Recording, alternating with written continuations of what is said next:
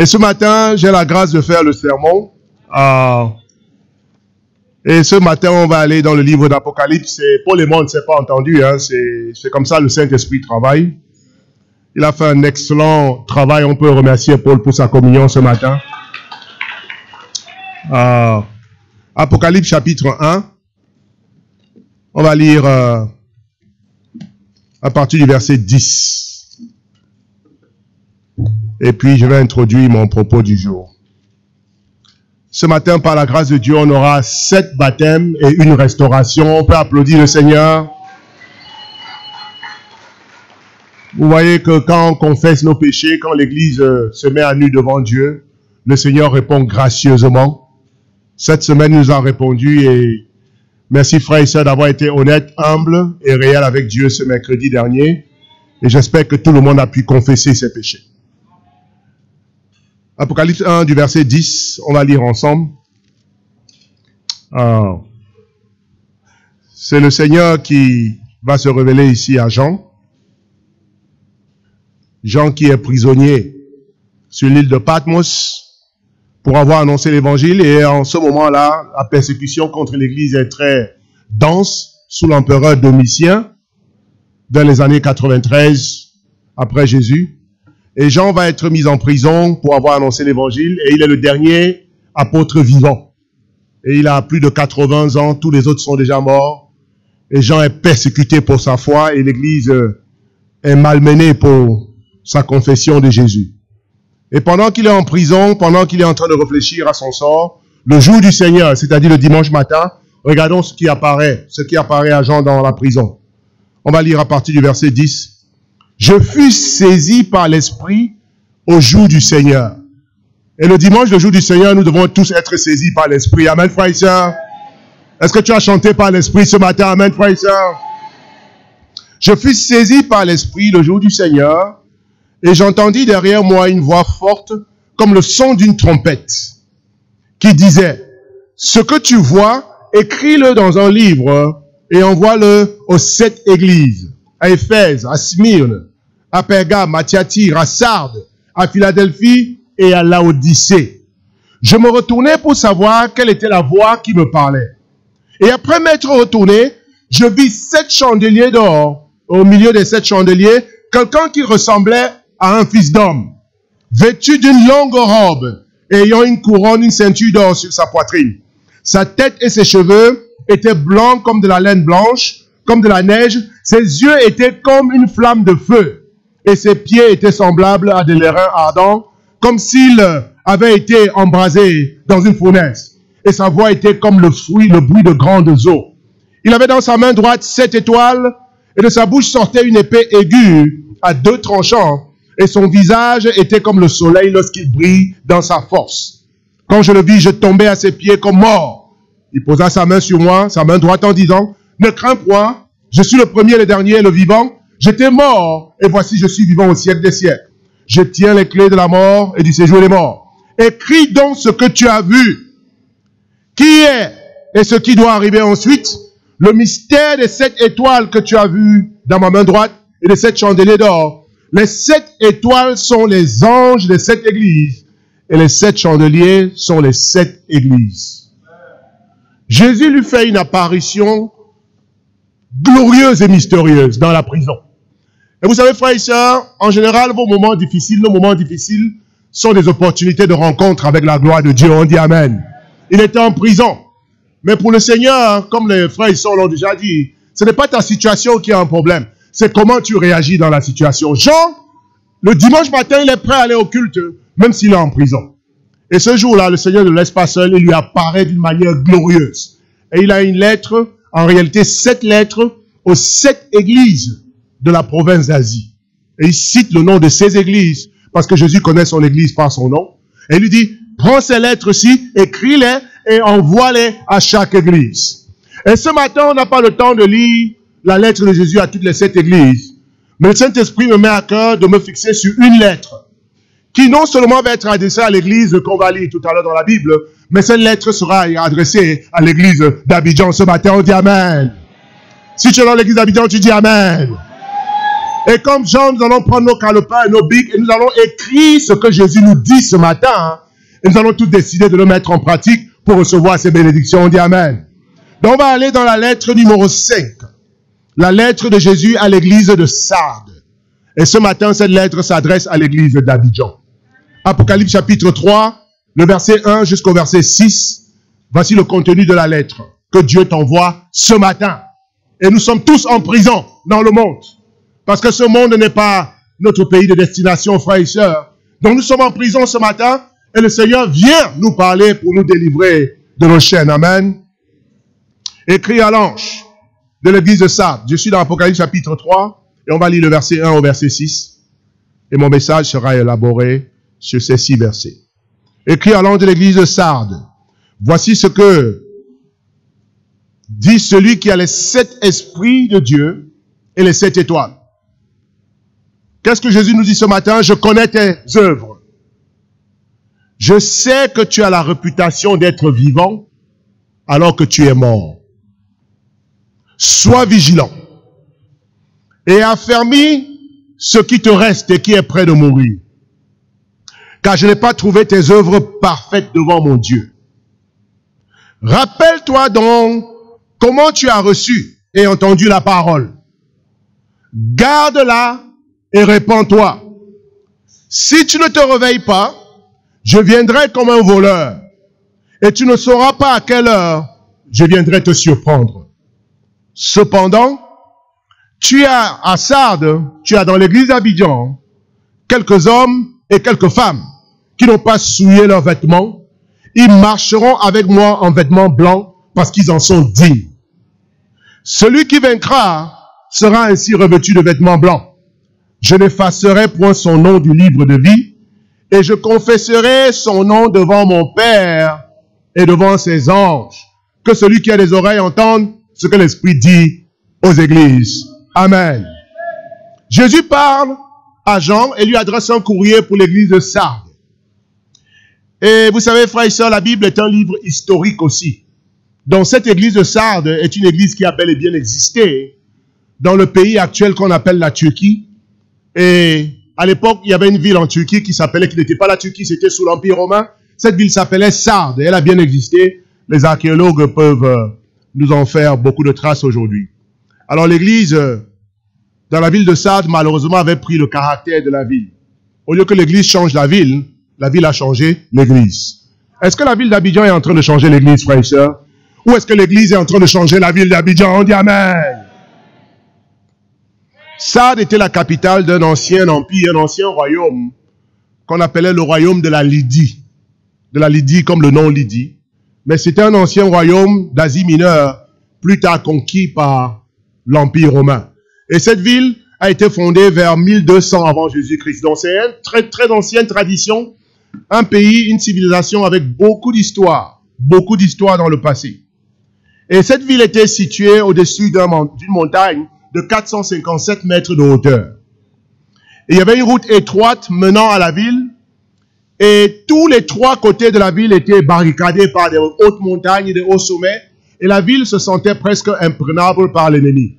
Mais il y avait une seule entrée qui allait dans la ville dont les soldats pouvaient camper devant cette entrée pour empêcher que les envahisseurs prennent la ville. Et ils se sentaient tous en sécurité parce que tous les autres forts de la ville, tous les autres contours de la ville étaient entourés de montagnes si hautes que l'ennemi, soi-disant, ne pouvait pas passer par là. Et cette ville aussi était une ville très très riche. Très très riche, la civilisation lydienne. Et les premières pièces d'or et d'argent ont été frappées à Sardes. Sardes était une civilisation très riche. Il y avait beaucoup d'industries, de tapis, de laine, de tissus teints, de grands produits de luxe. Et à une certaine époque, elle était même la plus grande ville, une des plus grandes villes du monde. Maintenant, elle atteint son apogée sous un roi qu'on appelle le roi Crésus. S'il est la figure la plus importante de l'ancien empire lydien, le roi Crésus. Et pour ceux qui connaissent un peu l'histoire, le roi Crésus était l'un des hommes les plus riches de la terre. Et jusqu'aujourd'hui, il y a une manière de parler pour décrire votre richesse.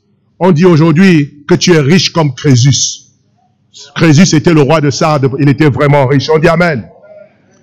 Mais Sardes a atteint son apogée sous le roi Crésus, parce que c'est sous son apogée, sous le règne Crésus, que Sardes est tombé. Pourquoi Sardes est tombé avec tant de richesses, avec des contreforts naturels, des montagnes qui l'entouraient de tous côtés et qui la rendaient presque impénétrable, presque invincible? Qu'est-ce qui peut faire qu'une ville si riche et si bien bénie par la nature tombe entre les mains des envahisseurs? Eh bien, l'histoire nous raconte que les habitants de Sardes, à cause de leur richesse, sont devenus complaisants. Et ils sont devenus aussi très très nonchalants et pas vigilants, parce qu'ils comptaient sur les murailles de la ville, sur les montagnes pour les protéger. Un jour, l'Empire perse les a attaqués, et malgré l'attaque des Perses, tout le monde à Sardes pensait que la ville était imprenable, donc les gens dormaient tranquilles. Entre-temps, il y a un soldat sur la muraille qui a décidé d'aller faire ses besoins en bas dans la vallée, et il a pris le seul chemin secret où on pouvait descendre et arriver dans la vallée, et qui n'était pas su de tout le monde. Mais pendant qu'il allait faire ses besoins, il a été remarqué par un soldat perse, qui a fait l'alerte à l'armée perse, qui est passé par ce même chemin pris par le soldat, et puis qui a escaladé les murailles, et a surpris la ville endormie. Et la ville a été massacrée, et est tombée sous le coup des Perses. Frères et sœurs, est-ce que l'église est devenue complaisante ce matin? L'église des Sardes, au lieu de changer la ville, est devenue comme la ville de Sardes. Donc avant qu'elle ne se rende compte, l'église de Sardes a commencé à s'appuyer plutôt sur sa réputation. Elle vivait comme la ville de Sardes, sur sa réputation passée, sur sa gloire passée. Et peut-être que les disciples de Sardes pensaient qu'il était impossible pour eux de tomber dans la foi. La ville était fière de son passé et de sa réputation. L'église aussi. Et frères et sœurs, Jésus maintenant, il écrit et il fait un diagnostic cinglant. Il dit: Sardes, chrétiens de Sardes, vous avez la réputation d'être vivants, mais vous êtes morts. Ça veut dire qu'ils vivaient sur leur réputation, alors que leurs œuvres n'étaient plus agréables à Dieu. On ne peut avoir une réputation que parce qu'on a eu quelque chose dans son passé qui a fait qu'on a eu une réputation. Et comment est-ce qu'on peut définir une réputation en français? La réputation, en un mot très simple que tout le monde peut comprendre, ta réputation, c'est ce que les hommes disent de toi. On dit Amen. Ta réputation, c'est l'image que tu donnes au monde et que le monde saisit de toi. Ta réputation, malheureusement, n'a rien à voir avec ton vrai cœur. Car on peut avoir une bonne réputation, mais être une mauvaise personne à l'intérieur. On dit Amen.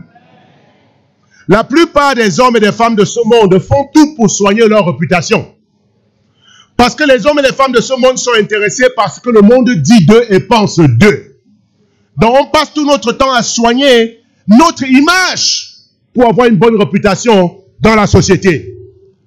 Mais malheureusement, les hommes regardent à ce qui frappe aux apparences, mais Dieu lui regarde à ce que les hommes ne voient pas. Il regarde dans ton cœur. Frères et sœurs, qu'est-ce qui est plus important pour toi ce matin? Ta réputation ou bien ton cœur? Qu'est-ce que tu protèges le plus? Qu'est-ce que tu nettoies le plus? Ton cœur devant Dieu ou bien ta réputation devant les hommes? Et en conclusion, frères et sœurs, pour nous mettre à l'abri des dangers de la réputation, on peut avoir une bonne réputation sur la terre, mais être le premier à aller en enfer. Donc, frères et sœurs, ce matin, faisons attention, les chrétiens de Sardes sont tombés dans ce piège. Ils étaient plus à l'aise par rapport à leur réputation passée et ils ont laissé leur vie spirituelle leur glisser entre leurs mains. Donc, ta réputation est différente de ton cœur et de ton caractère. Ton caractère, c'est qui tu es à l'intérieur. Ta réputation, c'est ce que les hommes disent de toi. Et frères et sœurs, ce matin, comme Jésus est le grand médecin de l'Église, il n'y a rien qui lui soit caché. Donc de temps à autre, il faut que le Seigneur vienne lui-même nous faire son diagnostic de notre état spirituel. On dit Amen. Parce qu'on peut tous avoir la réputation d'être une bonne Église, d'être les bons disciples, qui chantent, qui dansent, qui aiment le Seigneur. Mais est-ce que cette réputation-là est conforme à ce que Jésus voit de nous ce matin? Et ce matin, j'ai 3 points simples. Numéro 1, Le grand médecin Jésus va nous parler ce matin. Et quels sont les points qu'il a pour nous? Numéro 1, il a un diagnostic cinglant pour l'Église. Premier point, le diagnostic cinglant de Jésus. Quel diagnostic Jésus fait de l'état spirituel de l'Église de Sardes? Et frères et sœurs, son diagnostic, il commence toujours lui par nous présenter qui il est. Donc, un sous-point dans le diagnostic, Jésus va nous proclamer sa divinité. Amen, frères et sœurs. Il veut qu'on sache qui parle à l'Église. Ce n'est pas un homme qui parle à l'Église, c'est le roi de gloire qui parle à l'Église. Et qu'est-ce qu'il dit? Au verset 1, écrit à l'ange de l'Église de Sardes, voici ce que dit celui qui a les 7 esprits de Dieu et les 7 étoiles. Voilà comment il s'introduit. Il nous parle de sa divinité. Jésus vient ce matin pour proclamer sa divinité. Il veut que tu saches que ce n'est pas un homme qui te parle ce matin, mais que c'est le Dieu Tout-Puissant, le Fils du Roi des Lumières. Celui qui est l'image invisible du Dieu visible. Celui qui est l'empreinte exacte de ce que Dieu est. La parole de Dieu. Celui qui a créé l'univers. Celui qui a dit que l'univers soit et les galaxies sont venues à l'existence. Celui qui a créé l'atome, les microbes, les monstres, les robots. Le grand Dieu de l'univers nous parle ce matin. Il est divin et nous devons l'écouter. Amen, frères et sœurs. Il dit, je suis celui qui tient les 7 esprits de Dieu.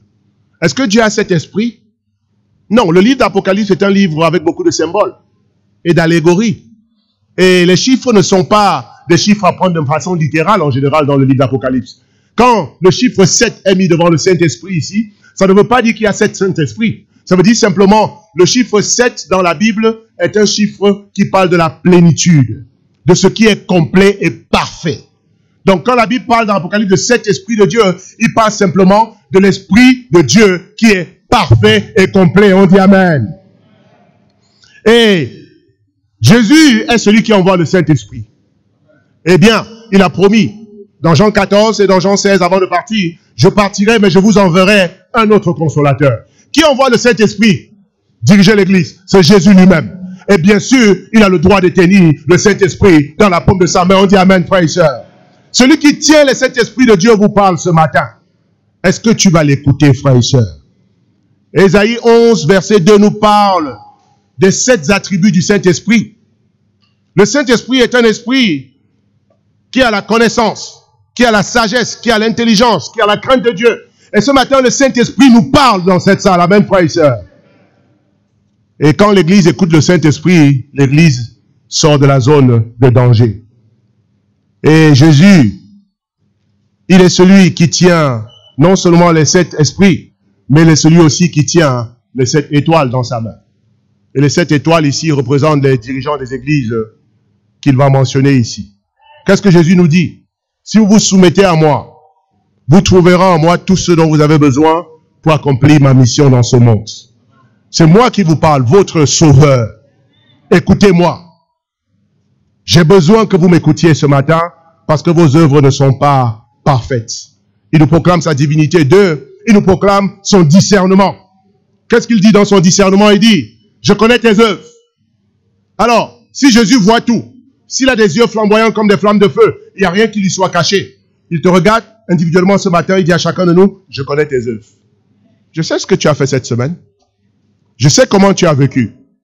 Aujourd'hui, tu es bien habillé, tu es bien lavé, tu es venu au culte. Mais il y a un aspect de ta vie que tu as caché, mais que moi je connais. Et c'est le même Jésus qui était assis sur la margelle du puits, un jour à midi, dans la ville de Samarie.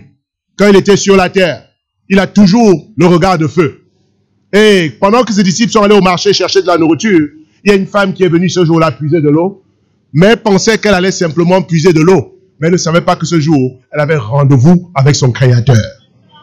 Et quand elle est arrivée à la margelle du puits, elle trouve quelqu'un qui semble être un habitant de la Samarie qui lui dit, « Femme, donne-moi de l'eau à boire. » Et puis elle le regarde, elle identifie par son accoutrement, elle lui dit, « Mais comment est-ce que toi qui es juif, tu peux demander à moi qui suis samaritaine de te donner à boire? » Parce qu'entre-temps, dans ce temps-là, les Juifs et les Samaritains ne sont pas amis. Ils sont 2 peuples ennemis qui vivent pratiquement sur le même territoire. Elle le reconnaît comme un Juif. Elle dit, mais les Juifs ne parlent pas aux Samaritains. Comment toi qui es Juif, tu peux me demander à boire? Jésus lui répond, si tu savais celui qui te demande à boire, c'est plutôt toi qui lui demanderais à boire. Il te donnera d'une eau que dans ton bois, on n'a plus jamais soif et tu ne reviendras plus jamais ici. Elle ne savait pas qu'elle avait un rendez-vous avec son destin, avec le grand médecin de l'univers, qui avait décidé de laisser les milliards d'habitants qu'il y avait sur la terre. Ce jour-là, il voulait se concentrer sur le cas de cette femme.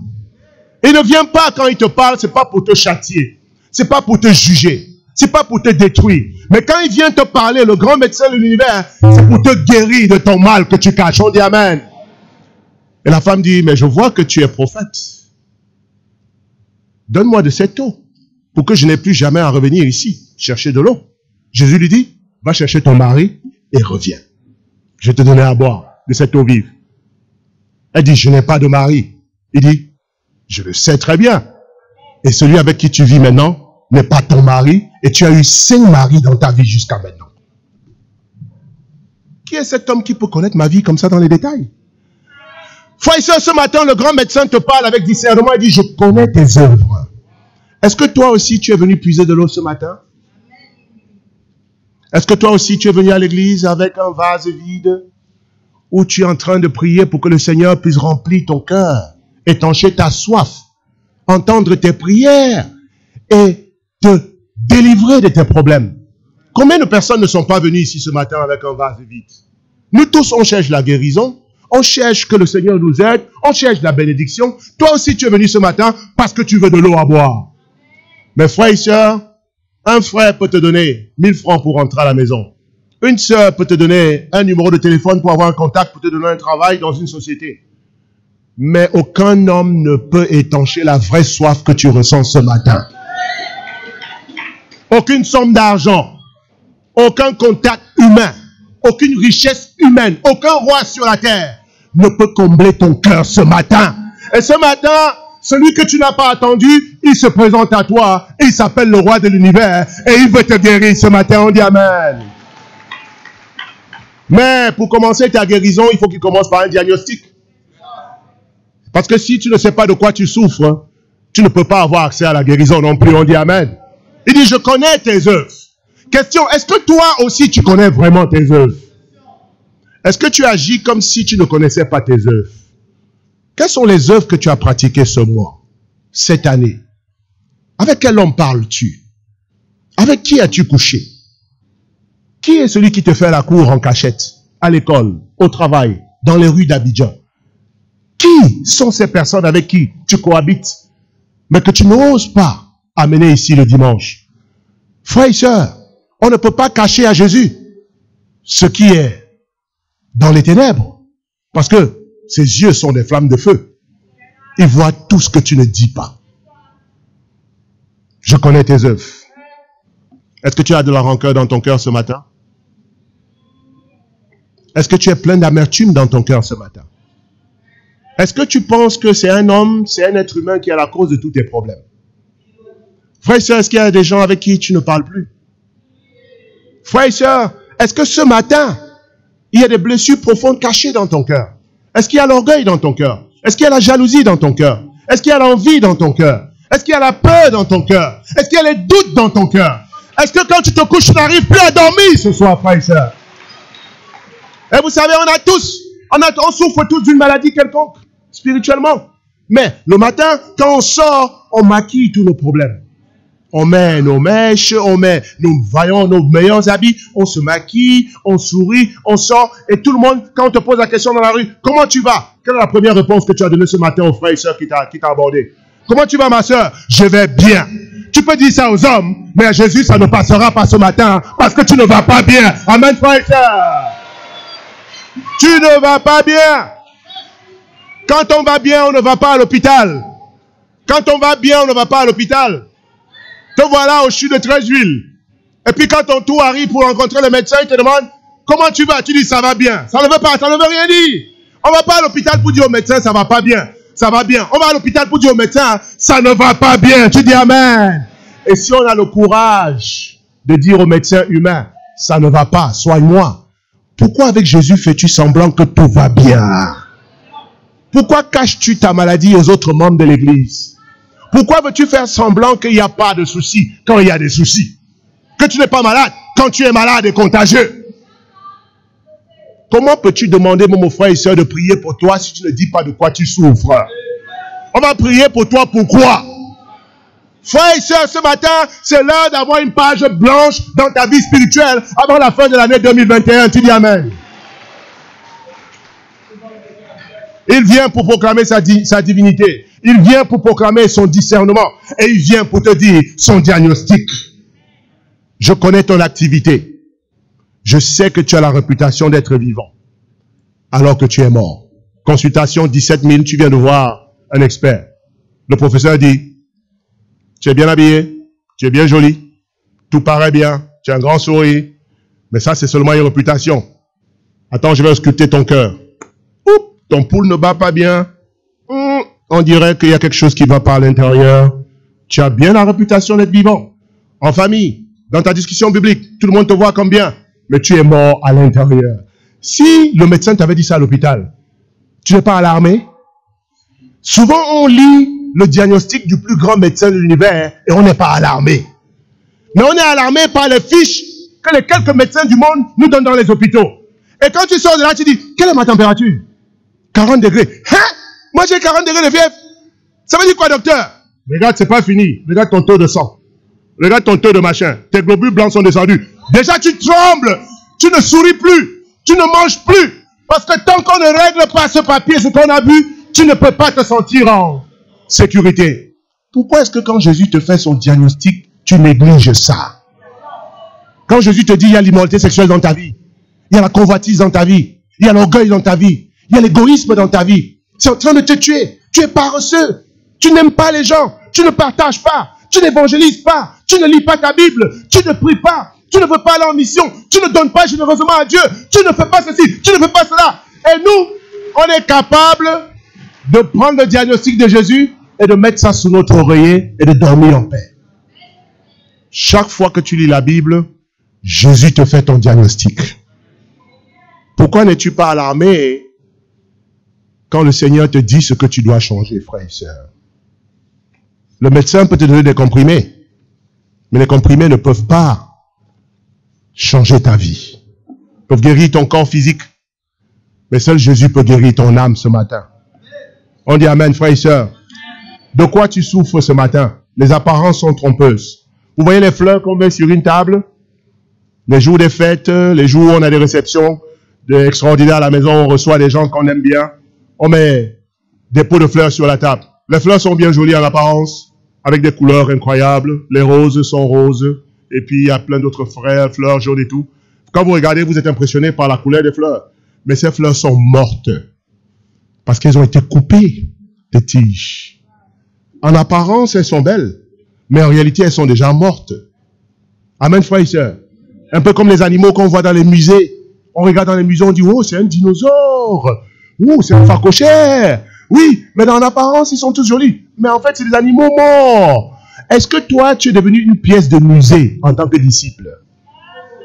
Est-ce que tu es devenu une fleur coupée qui apparemment est toujours beau, mais qui derrière est déjà atteint par la mort?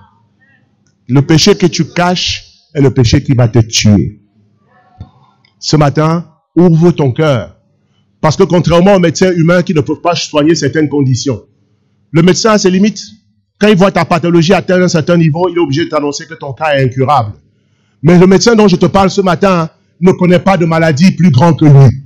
Ce médecin est capable de guérir n'importe quoi, n'importe qui, n'importe quand et à n'importe quel degré de gravité.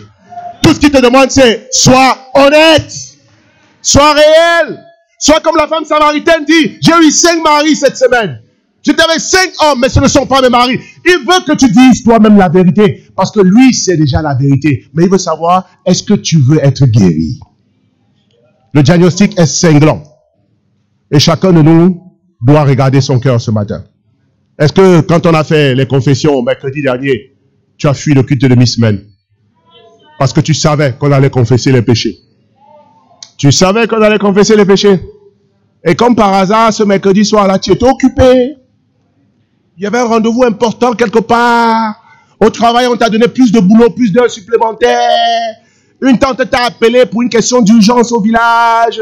Et tu as fait des excuses à tes dirigeants de région pour filer entre les doigts du grand médecin. Et toi, tu pensais que tu as échappé aux hommes, mais tu viens d'échapper au rendez-vous avec le grand médecin de l'histoire de l'humanité. Vous savez, les spécialistes en Côte d'Ivoire, si tu veux rencontrer un vrai spécialiste, souvent ça prend combien de temps pour les voir? Hein, Paul? Parfois, ils te demandent de venir dans 1 mois, dans 2 mois, dans 3 mois. Mais pour rencontrer Jésus, si Jésus te donne un rendez-vous, tu ne cours pas le premier pour arriver? Frère et soeur, ça ne sert à rien de différer, de courir avec ton péché qui te détruit, qui te ronge, tellement tu tiens à ta réputation.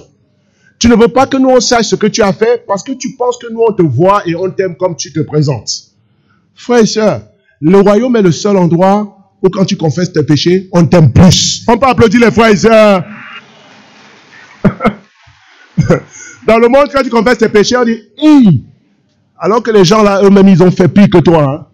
Mais dans le monde, quand tu dis que j'ai menti, on dit « Hein? Le gars, il a menti. » Donc c'est un menteur. Mais celui qui dit ça, qui te juge même là, lui-même, il est le chef des menteurs. Mais c'est pour toi là qu'il a vu qu'il va charger sur toi. Et vous savez quoi? Chaque jour de sa vie, il va penser à toi. Même si c'est au travail, il va dire « Lui là, c'est un menteur. » Même si tu avais fait ça en 1945, ils ne vont jamais oublier. Le monde te stigmatise, mais le royaume est le seul endroit que quand tu es ouvert, quand tu oses nous dire qu'est-ce qui ne va pas, on pleure avec toi, on te prend dans nos bras, on t'aime plus parce que tu nous montres que tu es courageux, que tu es honnête et que tu ne joues pas avec ton salut. On peut applaudir les frères et sœurs qui ont confessé cette semaine. Maintenant, dites-moi, depuis que vous avez confessé cette semaine, est-ce que le ciel vous est tombé sur la tête? Est-ce que maintenant, quand vous appelez les frères et sœurs, ils ne décrochent plus? Parce que votre réputation est détruite maintenant. Tu voulais te présenter à l'église comme l'homme parfait. Il y a des frères parfaits, il y a des sœurs parfaites dans l'église ici, qui sont toujours tirés à 4 épingles. Tout est toujours clair, clair, clair. Nickel, nickel, nickel. Comment tu vas, sœur? Clean, bien, tout va bien. Super, heureuse, joyeuse, toujours bien, en forme. Nous on fait Amen. Si tu dis que c'est comme ça, nous on est obligé de t'applaudir, non? Et tu es content parce que tu as eu toute ta récompense. Nous, on a dit que tu es bien. Entre-temps, Dieu dit que tu es mal. Qu'est-ce qui est plus important? Ce matin, laissons tomber les masques. Jésus est déjà mort sur la croix pour nos péchés. Il n'y a pas un péché que tu vas faire et puis Jésus va descendre de la croix. La croix couvre toujours déjà tous tes péchés passés, tous tes péchés présents. Et il est prêt à couvrir même tous tes péchés que tu n'as pas encore commis. Mais il veut savoir, est-ce que tu es honnête? Est-ce que tu vas me dire la vérité? Celui qui confesse ses péchés et y renonce obtient miséricorde. Mais celui qui cache ses fautes ne prospère point. Proverbe 28, verset 13. Confessez vos péchés les uns aux autres et priez les uns pour les autres afin que vous soyez... Car la prière de l'homme juste est une grande efficacité. Pourquoi tu ne donnes pas l'occasion de prier pour toi pour que tu sois guéri? Le diagnostic est cinglant. Le grand médecin a parlé. Sa déclaration est claire. Il a parlé de sa divinité. Il a parlé de son discernement. Il a parlé de son diagnostic. Frère et sœur, deuxième point. Après avoir fait son diagnostic, qu'est-ce que le grand médecin va faire? La prescription d'urgence. Un diagnostic sanglant, mais une prescription d'urgence. On dit Amen. Regardons le verset 2 et 3. On est toujours au chapitre 3 du livre d'Apocalypse. Si vous êtes là, vous dites Amen. Versets 2 et 3. J'espère que ça nous aide ce matin. Hein? Maintenant, après le diagnostic, vient la prescription. Et moi, quand je vais à l'hôpital, j'attends toujours cette période de vérité-là. Et les médecins en Côte d'Ivoire, ils sont dangereux. Hein? Souvent, tu dis, j'ai mal à la tête, j'ai mal au ventre. Quand le gars prend son bic pour te prescrire, là, on dirait que tous les laboratoires là, ont été créés à cause de toi. Le gars te met numéro 1. Aspergique numéro 100, 1000 mg. Tu dis OK. Numéro 2. Numéro 2. Antibiotique, Zimax. OK. Numéro 3. 4. 5. La liste est remplie de médicaments. Et malheureusement, parfois les médecins font ça aujourd'hui parce qu'ils collaborent avec les laboratoires pharmaceutiques.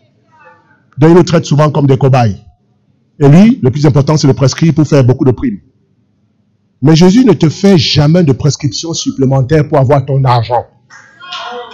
Si Jésus a mis quelque chose sur la liste des médicaments, ce que ça marche et ce que c'est bon pour toi, on dit Amen. Quelle est sa prescription pour nous ce matin? versets 2 et 3. Est-ce qu'on est convaincu qu'il va nous faire une bonne prescription, frères et sœurs? C'est le seul médecin qui est vraiment honnête avec nous. Amen. Sois vigilant. Oh, ça c'est un médicament? Oui. Sois vigilant et affermis le reste qui est prêt de mourir. Car je n'ai pas trouvé tes œuvres parfaites devant mon Dieu. Verset 3. Rappelle-toi donc l'enseignement que tu as reçu et entendu. Ça c'est une prescription? Oui. C'est un médicament. Rappelle-toi l'enseignement que tu as reçu et entendu. Et ensuite, garde-la. C'est une prescription. Et pour finir, répands-toi. Si tu ne veilles pas, je viendrai comme un voleur et tu ne sauras pas à quelle heure je viendrai te surprendre. Quelle est la prescription du grand médecin pour l'Église ce matin? Est-ce qu'on est prêt pour ça? Réveille-toi, sois vigilant. Et dans d'autres versions, c'est écrit réveille-toi. Sois vigilant ou bien réveille-toi. C'est la même chose. On ne peut pas dire réveille-toi à quelqu'un qui est éveillé. On dit réveille-toi à quelqu'un qui dort. On dit amen. Et Jésus nous a regardé, nous a ausculté. Il y a des convictions dans nos vies qui sont mortes. Est-ce que ton évangélisation est dormante? Est-ce que ta vie de prière est dormante? Est-ce que ta lecture de la Bible est dormante?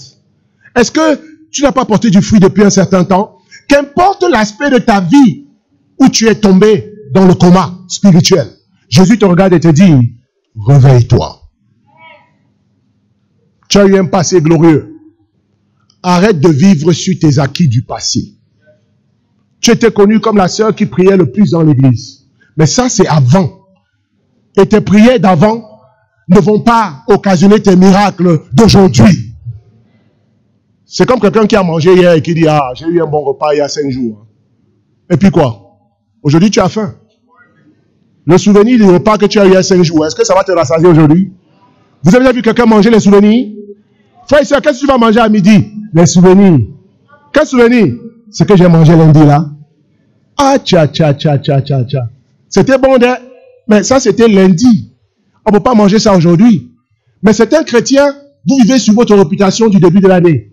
J'ai porté du fruit en janvier. Mais ça c'était en janvier. On est en octobre.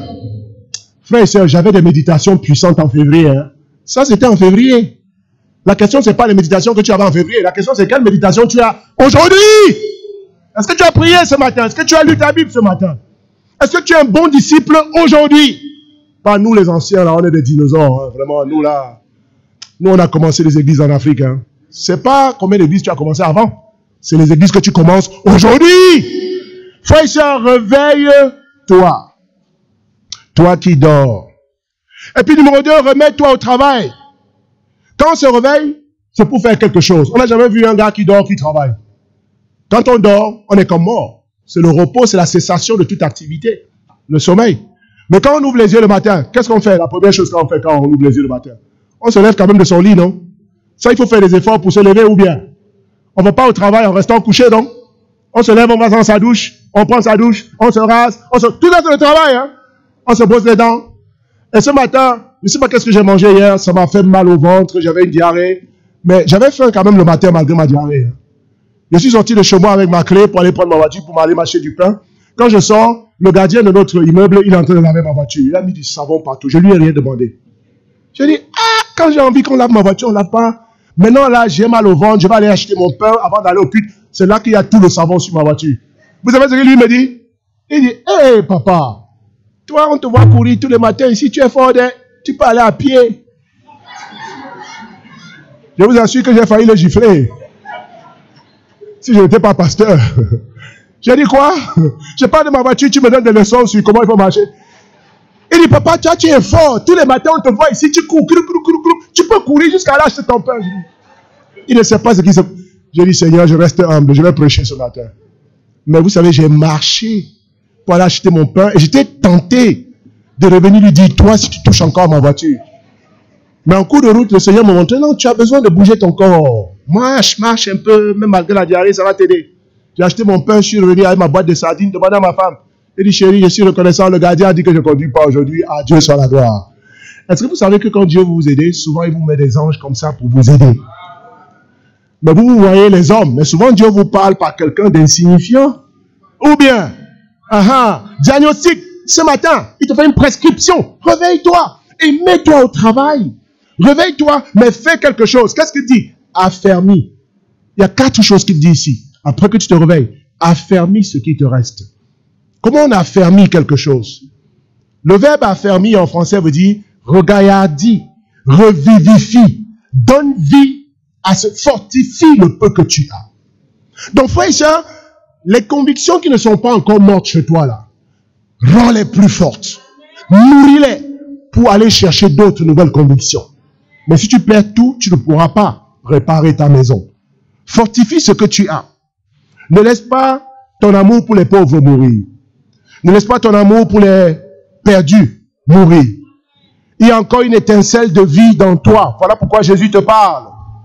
Mais tu dois affermir ce qui te reste. On dit Amen. Et non seulement il dit d'affermir ce qui est avec toi, il te dit aussi de faire quoi? Il te dit aussi de te rappeler. Réveille-toi. Affermis tes convictions. Et rappelle-toi l'enseignement que tu as reçu. Qui a été baptisé comme disciple ici dans cette salle? Qui a été baptisé comme un disciple? Levez la main. Vous vous souvenez de l'enseignement que Jésus nous a donné avant de nous baptiser? Dans cette église, c'est pas parce qu'on traverse la porte et on dit je vais être baptisé qu'on est baptisé dans cette église. Tu peux venir dans cette église de 6 mois, 1 an et puis on ne te baptisera pas tant que tu n'as pas reçu l'enseignement de base qui fait de toi un disciple. On dit Amen. Et puis il dit, rappelle-toi l'enseignement que tu as reçu. Quel enseignement nous avons reçu ici pour nous faire baptiser? Renonce à toi-même. Fais de Jésus la priorité de ta vie. Aime Jésus plus que toute autre chose, plus que toute autre personne. Confesse-le en public. N'aie pas honte de lui. Porte ta croix tous les jours et suis-le. Sois connu pour ton amour. Sois prêt à tout sacrifier pour lui. On a tous reçu cet enseignement. Sois un pécheur. Non. Qui n'a pas entendu ça ici dans cette salle avant d'être baptisé? L'appel à suivre Jésus, c'est l'appel à devenir un. Est-ce que tu te rappelles de ça encore? Quelle est la dernière fois que tu as péché? Quelle est la dernière fois que tu as péché? Vous voyez, petit à petit, on oublie l'enseignement. Et on commence à vivre comme les religieux. Frère et sœur, le grand médecin te rappelle à l'ordre ce matin.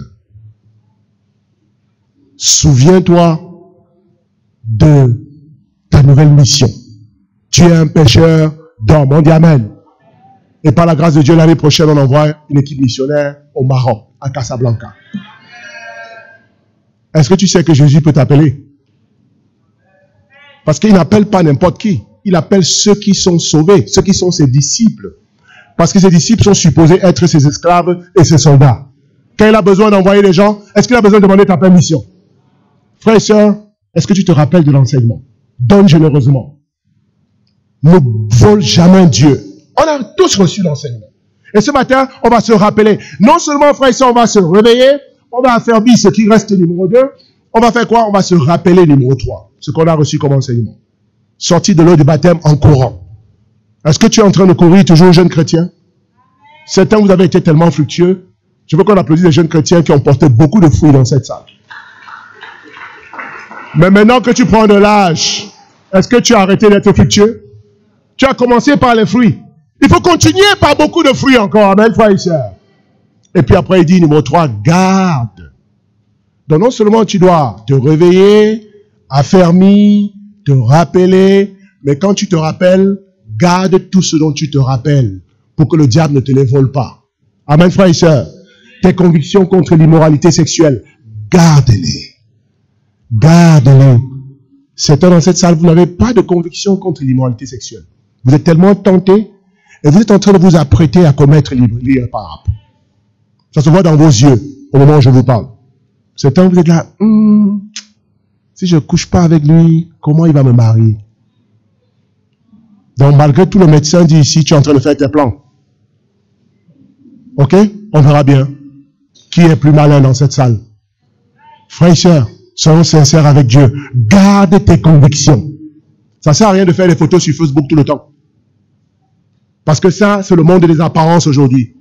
Tu fais ta photo, tu as mis ça sur Facebook, tout le monde a vu que tu es bien. Mais moi, quand je te regarde ce matin, je sais que tu n'es pas bien. Toi-même, tu sais que tu n'es pas bien. Pourquoi tu n'as pas mis ta photo quand tu n'es pas bien sur Facebook? On dit Amen. Ok, les photos que tu as uploadées, Facebook, oh, regarde ton Facebook, tu es. Me voici. Me voici. Et on fait des pauses. Même les gestes qu'on fait, c'est pour tromper les gens.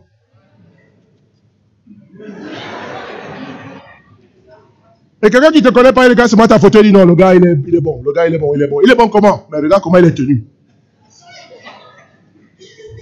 Et puis elle essaie sur Facebook, la coiffure elle est en haut comme ça.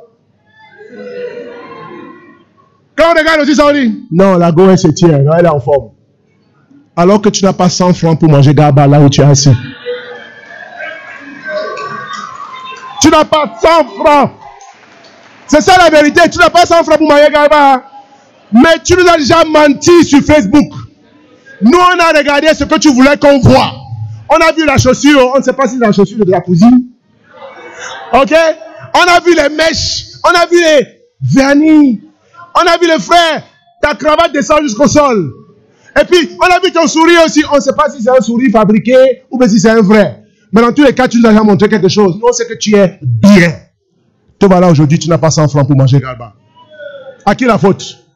Parce que tu entretiens le culte des apparences et tu ne veux pas qu'on voit ta réalité. Frères et sœurs, Dieu aime les gens honnêtes. Garde ce que tu as, ne fais pas semblant. Et si ça ne va pas, dis-nous que ça ne va pas.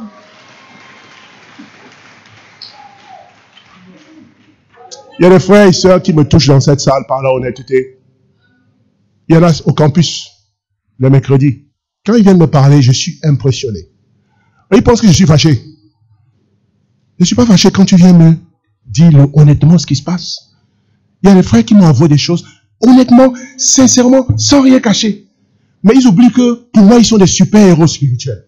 Parce que de voir qu'ils veulent plus plaire à Jésus qu'au regard des hommes. Ils m'ont dit, papi, ça ne va pas. Il y a un frère qui m'a dit, papi, tel que tu me vois, c'est pas vrai. Ça ne va pas. Parce que j'ai négligé ma marche avec Christ. Et quand je vois comment je vis aujourd'hui, ça me fait mal. Papi, je veux changer. Qu'est-ce que je dois faire? Dans mon cœur, je fais ça. On peut les applaudir, ces frères et sœurs là. Mais les autres, comment tu vas? Papi! Comment tu vas, papi? Comment tu vas? Papi! Chaque jour, ça va bien. Est-ce que c'est que moi-même, je ne te crois pas? Il n'y a pas quelqu'un qui peut aller bien du 1er janvier au 31 décembre. On dit Amen. C'est pour ça que j'attrape les menteurs. Chaque culte, comment ça va? Ça va bien. Mi-semaine, comment ça va? Ça va bien. Entre-temps, il y a eu la pluie à Abidjan. Les voleurs sont passés dans les maisons. Ça va toujours bien. Je veux croire que tu es parfait. Hein? Mais chez nous, les chrétiens, les disciples, on n'est pas ici parce qu'on est parfait. On est ici parce qu'on est fidèle à Dieu. Donc, ce matin, garde tes convictions. Mais rappelle-toi ce que tu as perdu. Et pour finir, répands-toi. Répands-toi. Frère et sœur, répands-toi. La prescription n'est pas compliquée. Et ces choses qu'il nous demande de faire, nous pouvons tous les faire. Est-ce que tu ne peux pas te réveiller? Est-ce qu'il y a quelqu'un qui ne s'est pas réveillé ce matin? Parce que souvent on dit que la parole de Dieu est difficile. Quand il dit réveille-toi, est-ce qu'il te donne une tâche impossible? Ça fait combien de fois tu t'es réveillé depuis le mois d'octobre? Si tu dis Seigneur, je ne peux pas me réveiller, tu seras mort demain. Ça veut dire, Seigneur, je ne veux plus vivre. Ok, on prend ta vie. Mais quand il dit réveille-toi, c'est quelque chose que tu peux faire. Amen, frère et sœur. Réveille-toi. Qui va se réveiller spirituellement dans cette salle? Et qui veut continuer de dormir spirituellement? Même si tu veux, là, c'est pas agréable quand on dort spirituellement. Il y a les démons qui viennent là. Tu n'as pas peur des cauchemars? Réveille-toi. Et ce qui fait mal, c'est que certains, vous avez tellement de talent, vous pouvez faire tellement de choses extraordinaires. Et vous savez, la richesse, ce n'est pas l'accumulation des biens matériels. On peut avoir les biens matériels et être pauvre. La richesse est d'abord un état d'esprit. Quand tu te réveilles tous les matins, comment tu te sens? Réveille-toi, réveille-toi, mais réveille-toi reconnaissant. Réveille-toi joyeux de vivre. Réveille-toi heureux pour ton salut. Réveille-toi parce que Dieu te donne un nouveau jour. Et vous savez comment Dieu est extraordinaire? Chaque personne a toujours une nouvelle chance de changer. Voilà pourquoi il ne laisse pas un seul jour jusqu'au jour du jugement. Il pouvait laisser un jour comme ça, qui commence à 7 h et puis finit au jour du jugement. Mais il nous a donné quoi? un nouveau commencement tous les matins. Quand tu vois le soleil se lever une nouvelle fois, Dieu est en train de te dire, le passé est passé, aujourd'hui est un nouveau jour. Saisis ma main aujourd'hui pour devenir quelque chose. Ne vis pas avec les regrets du passé. Ne laisse pas ton passé dicter ton présent et ton avenir. Ce qui est passé est passé. Ce que tu n'as pas pu faire hier, ce que tu n'as pas pu visiter hier, ce que tu n'as pas pu étudier hier, c'est hier. Aujourd'hui est un nouveau jour dans l'église du Seigneur. On dit Amen. Pour terminer, on a eu le diagnostic, on a eu la prescription. Maintenant, il va finir par des promesses encourageantes. On dit Amen. Et quelles sont les promesses? Qu'est-ce que Jésus promet à ceux qui vont mettre sa prescription en pratique? Cette partie est extraordinaire. Les versets 4 à 6. Quelle est la promesse? Cependant, Jésus dit, tu as à Sardes quelques hommes qui n'ont pas souillé leurs vêtements. Ils marcheront avec moi en vêtements blancs, parce qu'ils en sont dignes. Celui qui vaincra sera ainsi revêtu de quoi? De vêtements blancs. Je n'effacerai point son nom du livre de vie, et je confesserai son nom devant mon Père et devant ses anges. Quelle promesse extraordinaire! N'est-ce pas quand vous êtes abattu dans la vie et que vous cherchez une solution, quand quelqu'un vient vous dire, passe à mon bureau demain à 18h, je te donnerai 100 000 francs. Est-ce que tu ne vas pas à la maison content déjà? Tu vas à la maison comment? Content ou pas content? Mais est-ce que tu as déjà les 100 000? Tout dépend de la fidélité de celui qui a fait la promesse. Mais les promesses nous encouragent. Et Jésus ici n'est pas quelqu'un qui dit une chose et qui fait le contraire. Ce qu'il dit, c'est ce qu'il va faire. Si on peut être encouragé par les promesses d'un homme fidèle, on doit être super encouragé par les promesses de Jésus. On dit Amen. Comme Paul a dit, on est dans le monde, mais on n'est pas du monde. Mais il y a des promesses qui nous tiennent. Des promesses qui nous donnent la force de vaincre la tentation.